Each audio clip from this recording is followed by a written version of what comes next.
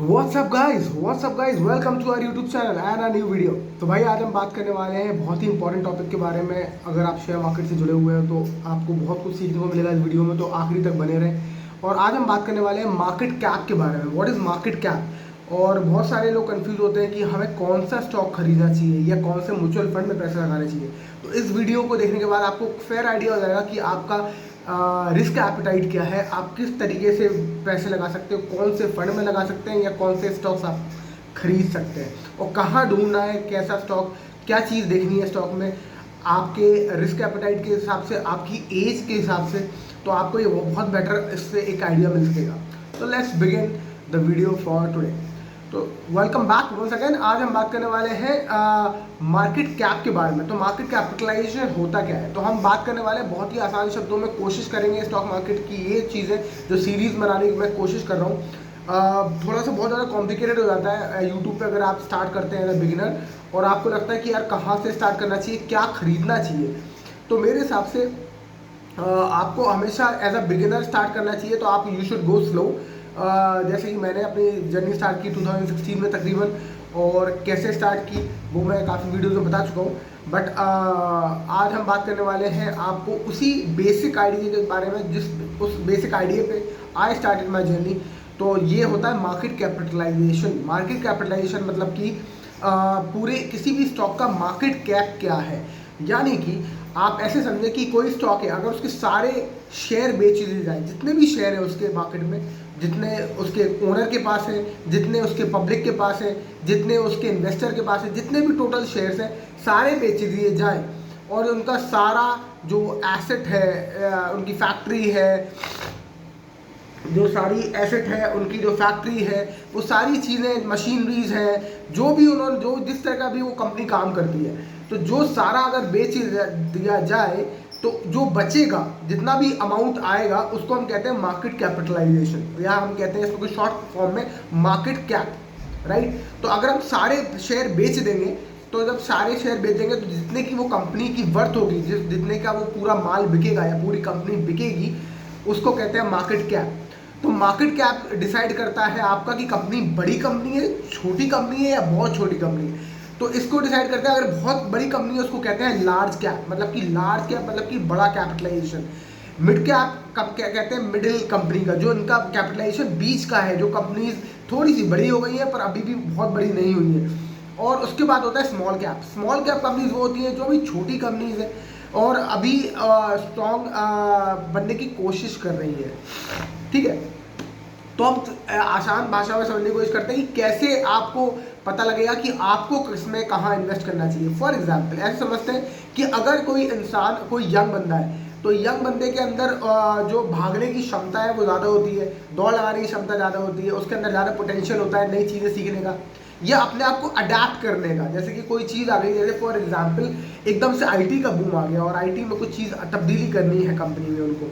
तो जब कंपनी छोटी होती है तो तब्दीली करना आसान होता है, क्योंकि आपके सिर्फ दो ही प्लांट है या एक ही प्लांट है, आपको उसमें सारी चीज़ें जल्दी जल्दी चेंज करना है और नए दौर के हिसाब से, नए ट्रेंड के हिसाब से आपने चीज़ें चेंज कर ली। पर जब कंपनी बड़ी हो जाती है, लार्ज कैप बन जाती है, तो उसको सारे प्लांट में चेंज लाना बहुत मुश्किल होता है। तो वो चेंज जो आता है वो बहुत स्लो स्लो आता है। उसकी वजह से क्या होता है कि जब ट्रेंड कोई भी पकड़ता है, कोई भी ट्रेंड आता है किसी चीज़ का, अब जैसे फॉर एग्जाम्पल अभी चल रहा है सोशल मीडिया और आईटी का बूम। तो सोशल मीडिया पे इस वक्त हर चीज़ बहुत ज़्यादा बिक रही है, फ़ोन से लेके कपड़े, हर चीज़ सोशल मीडिया पे ही है। तो सोशल मीडिया का बूम चल रहा है अभी, तो सोशल मीडिया को अडाप्ट करने के लिए बहुत सारी कंपनीज है जिनको टाइम लगेगा।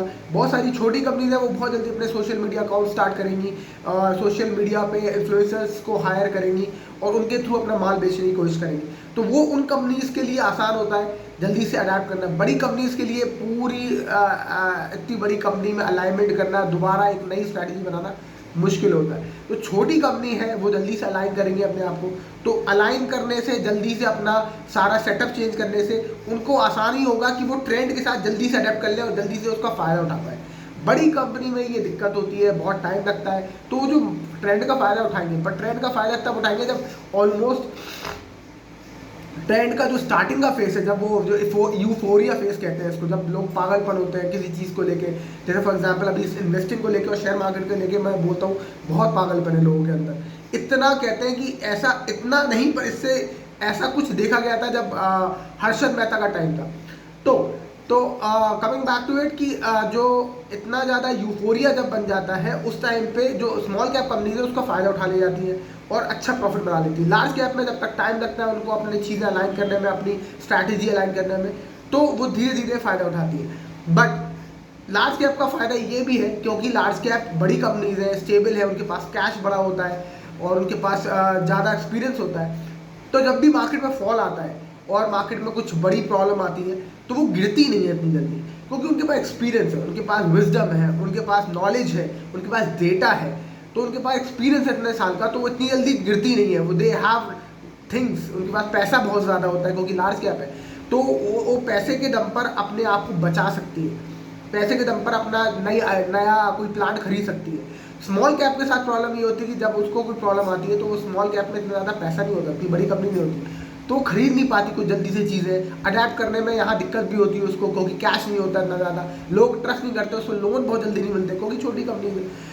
तो उस तरीके से प्रॉब्लम ये आती है कि स्मॉल कैप कंपनीज को इन सब चीज़ों में प्रॉब्लम आती है। वो अडेप्ट करने की क्षमता तो रखते हैं पर उनको लोन नहीं मिलता, उनको पैसा इतनी आसानी से अवेलेबल नहीं होता, उनको एक्सपीरियंस नहीं होता। तो इसीलिए स्मॉल कैप कंपनीज बहुत जल्दी मर भी जाती हैं अगर उनको सही टाइम पे कैश नहीं मिले, उनको सही टाइम पे फंडिंग ना मिले, और क्योंकि उनके पास एक्सपीरियंस नहीं है तो कोई बहुत बड़ी प्रॉब्लम आ गई तो वो बहुत ज़्यादा बैंकरप्ट भी हो जाती है। बड़ी कंपनी बैंकरप्ट जल्दी नहीं होती है। फॉर एग्जाम्पल आप देखते हो बजाज फाइनेंस इतनी बड़ी कंपनी है, रिलायंस इतनी बड़ी कंपनी है, तो इनके पास इतना कैश सरप्लस है कि वो बैंकरप्ट होने के चांसेस उनके बहुत कम हो जाते हैं क्योंकि उनके पास बहुत पैसा है। तो वो कहीं से अगर लोन भी लेना चाहे तो उनके पास इतना बड़ा कंपनी है कि बैंक भी उनको आराम से लोन दे देगा, छोटी कंपनी को लोन नहीं देगा। तो ऐसे आप समझिए कि लार्ज कैप कंपनीज के डूबने के चांसेस या गिरने के चांसेस भी कम होते हैं, स्मॉल कैप कंपनी के डूबने के चांसेस भी ज़्यादा होते हैं। पर स्मॉल कैप कंपनी में क्षमता भी ज़्यादा होती है दौड़ लगाने की। ऐसा भी समझ सकते हो आपकी एक हाथी है और एक हाथी का बच्चा है, तो हाथी का बच्चा ज़्यादा तेज दौड़ लेगा, जब हाथी बूढ़ा हो गया है तो हाथी का बूढ़ा हाथी धीरे धीरे चलेगा, पर वो चलता रहेगा क्योंकि उसका एक्सपीरियंस है। छोटा हाथी गिरेगा, संभलेगा, फिर भागेगा, फिर गिरेगा, संभलेगा, पर वो दौड़ तेज लगा सकता है।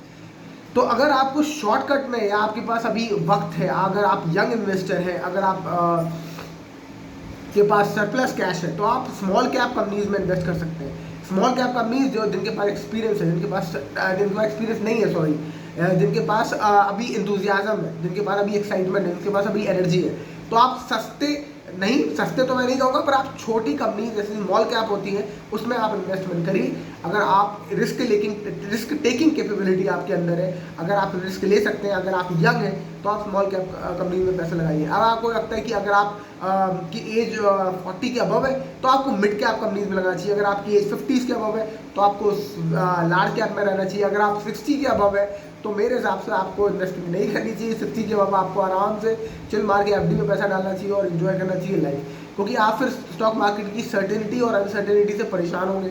और अभी आपके पास अब 60 के बाद आपको चिल मारना चाहिए, आपको इतना अप्स एंड डाउन्स की ट्रबल को नहीं झेलना चाहिए मेरे हिसाब से। तो ऐसे आप अपना मार्केट कैपिटलाइजेशन के हिसाब से आप ट्राई कर सकते हैं कौन सी कंपनी आपको लेना सूटेबल है, कौन सी नहीं। अगर आप स्टॉक्स में इन्वेस्ट नहीं करते हैं तो आप म्यूचुअल फंड भी ले सकते हैं। तो अगर आप यंग है, अगर आपकी एज 20s में है, तो आप स्मॉल कैप फंड में ज़्यादा इन्वेस्ट करिए। जिससे कि स्मॉल कैप फंड में क्या होता है कि आप क्योंकि म्यूचुअल फंड है तो बहुत सारी स्मॉल कैप कंपनीज में पैसे लगाते हैं, तो अगर एक दो कंपनीज डूब भी गई तो वो उसको निकाल के दूसरी कंपनीज को डाल देंगे उस म्यूचुअल फंड में। तो ओवरऑल देखा गया कि small cap companies, small cap fund, mutual fund आपको लॉन्ग टर्म में अच्छा पैसा दे देते हैं, अगर आपका लॉन्ग टर्म है, अगर आपके पास टाइम है तो। और अगर आपके पास टाइम कम है तो आप मिड कैप में लगाइए, अगर आपके पास टाइम और कम है तो आप लार्ज कैप में लगाइए, जिससे कि आपको थोड़ा थोड़ा निफ्टी का और आपको थोड़ा थोड़ा इक्विटी का रिटर्न मिलता रहे, पर आपको कंसिस्टेंटली पैसा मिलता रहे, आपको बहुत ज़्यादा अप्स एंड डाउन्स ना देखने पड़े, वो आपको ट्रबल ना करे। तो ऐसे आप डिसाइड कर सकते हो कि आपको स्मॉल कैप स्टॉक्स लेने या स्मॉल कैप फंड लेने, लार्ज कैप स्टॉक लेने या लार्ज कैप फंड लेने। एग्जाम्पल के लिए मैं आपको बता सकता हूँ कि रिलायंस एक बहुत बड़ी कंपनी है जिसको हम लार्ज कैप कहते हैं, बजाज फाइनेंस एक बहुत बड़ी कंपनी है जिसको हम लार्ज कैप कहते हैं। तो ये सारे लार्ज कैप कंपनीज हैं जो आपको मिल जाएंगी अगर आपका स्टेबिलिटी आप चाहते हो। TCS, टाटा कंसल्टेंसी सर्विसेज, एक लार्ज कैप कंपनी है जो आपको मिल जाएगी आराम से, और आप इसको, ये लार्ज कैप कंपनीज है, इनका रिटर्न स्लो होगा पर ये आपको कंसिस्टेंटली रिटर्न देंगी, और जब मार्केट में गिरावट आएगी तो इतना ज़्यादा गिरेंगी नहीं as compared to small cap. Small cap companies के लिए बहुत सारी कंपनीज है जो माइक्रो कैप है। बेसिकली इसका एक रूल बनाया गया कि 5,000 करोड़, सॉरी यूरो में बात करूँ मैं, 5,000 करोड़ से लेकर 20,000 करोड़ तक अगर आपकी कंपनी है तो वो मिड कैप कहलाएगी। बीच की 20,000 करोड़ के ऊपर अगर उसका मार्केट कैपिटलाइजेशन निकल जाता है, टोटल वर्थ उसकी 20,000 के ऊपर निकल जाती है, तो उसको हम कहेंगे लार्ज कैप। और अगर 5,000 करोड़ की मार्केट कैपिटलाइजेशन के नीचे कोई भी कंपनी है, वो सारी स्मॉल कैप कंपनीज में आती है। 100 करोड़ के अंदर अगर कोई कंपनी है उसको हम कहते हैं माइक्रो कैप, या कि मतलब बहुत ही छोटी कंपनी।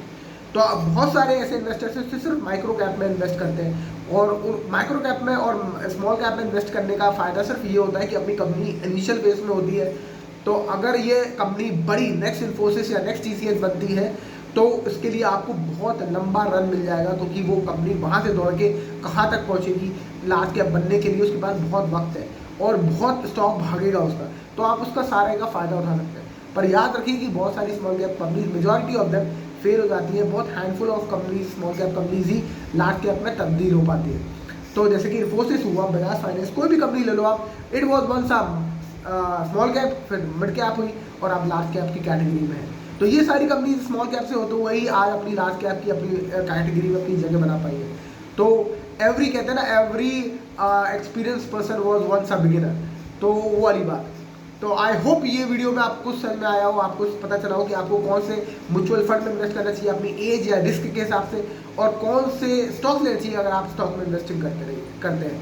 तो ऐसी और जानकारी के लिए बने रहिएगा इस वीडियो में। मैं कोशिश करूँगा कि और सारे वीडियोज़ डालूँ और एक अच्छी सी प्लेलिस्ट बना दूँ जिसमें बहुत सारे जो दोस्त हैं मेरे जो इन्वेस्टिंग स्टार्ट करना चाहते हैं। जब मैं यूरोप में था वो भी बहुत बोलते थे मुझसे कि मुझे सिखा दो, तो बहुत सारे लोगों के पास टाइम नहीं होता, तो वो वीडियोज़ के थ्रू सीख सकते हैं, समझ सकते हैं, और बहुत ही आसान भाषा में उनको समझ में आ जाएगा कि कौन सी कंपनी हमें लेना चाहिए, कौन सी नहीं लेना चाहिए। स्टार्टिंग में मैं हमेशा कहता हूँ as a beginner you should always go for large cap companies, बड़ी कंपनीज में रहो, जिससे कि आपको जब मार्केट गिरे तो आपको डर ना लगे, जब आपका रिस्क टेकिंग कैपेबिलिटी बढ़ जाए, जब आपको समझ में आ जाए कि मार्केट का धर्म ही है चढ़ना और उतरना, तो आप फिर धीरे मिड कैप और फिर स्मॉल कैप कंपनीज में भी इन्वेस्ट कर सकते हैं। So that's it for this video. I hope you like the video. If yes, like, share and subscribe, and I will see you with more information in the next video. Thank you so much for watching. Bye bye.